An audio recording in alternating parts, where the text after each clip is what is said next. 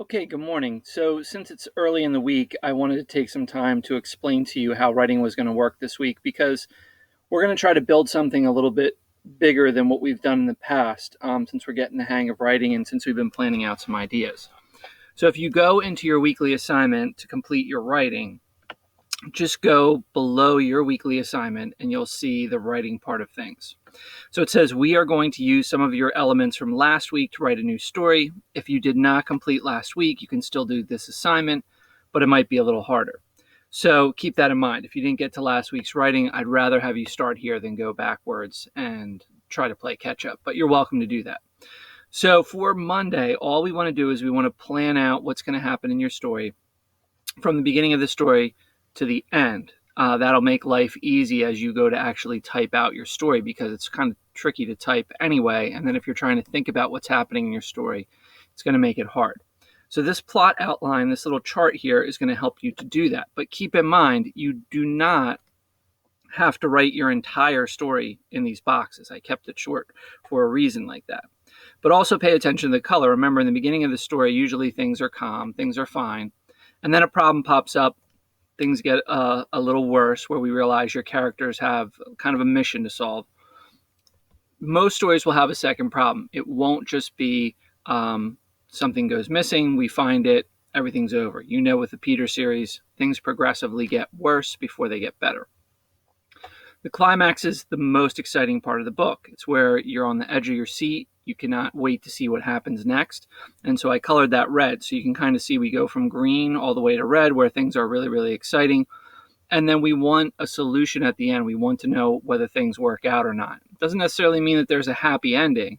It can be a happy ending, but we want to know how things turned out one way or the other. So when you go to do this part, this is just your plan. And I'm going to use Peter and the Starcatchers to kind of model it for you so that we're using a story that we're all familiar with. So at the beginning of the story, Peter and friends sail on Neverland.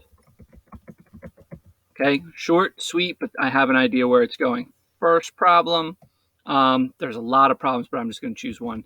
There is a storm and Hook is after the trunk. Now it's fine that it stretches down. Yours can do that. But notice I'm not writing sentences upon sentences yet. That'll come later. Okay. Second problem. They get shipwrecked on an island with angry mollusk tribe members.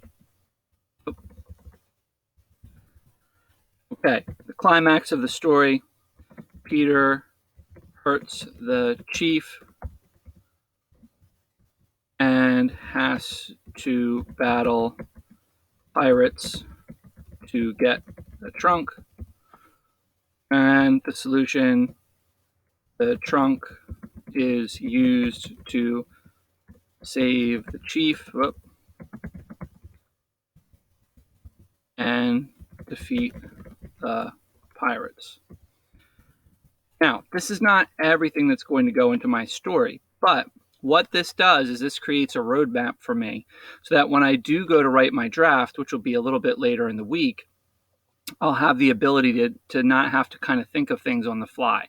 You can always add in details as you're writing, but this will be your plan. This shouldn't take you a super long amount of time. And if you notice, I didn't type a whole lot, so don't overdo it on this part. Save it for when it's time to draft.